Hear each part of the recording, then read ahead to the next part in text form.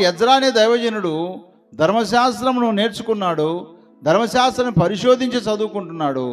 అంతటితో స్వార్థంతో ఆగిపోలేదు, కానీ ఆ నేర్చుకున్న దానిని అలాగా నడుచుకున్నటకు ఇశ్రాయేల్ అందరికీ కూడా ఏం చేస్తున్నాడు, ఆయన నేర్పించుట కొరకై తుది నిర్ణయాన్ని తీసుకున్నాడు. ఈరోజు మనం ఒక ఆలోచన చేద్దాం. మనము వాక్యం చదువుకోవడమే కాదు, చదువుకున్న వాక్యం ఇతరులకు చెప్పడానికి ఒక దృఢ నిశ్చయం తీసుకోవాలి. మన వాక్యం వినడమే కాదు, విన్న వాక్యాన్ని సమరేశ్వరి వలె వెళ్ళి ఇతరులకు చెప్పడానికి తగినటువంటి దృఢ నిశ్చయతను మనం తీసుకోవాలి ప్రియులారా. అలా తీసుకోకపోతే మన పిల్లలకు దేవుని మాటలు అభ్యాసం చేయలేం.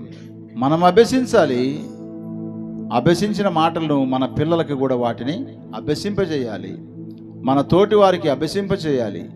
మన ఎదుటి వారికి అభ్యాసం చేసినప్పుడు తప్పకుండా వారు దేవునికి భయపడి బ్రతికే అవకాశం ఖచ్చితంగా ఉంది.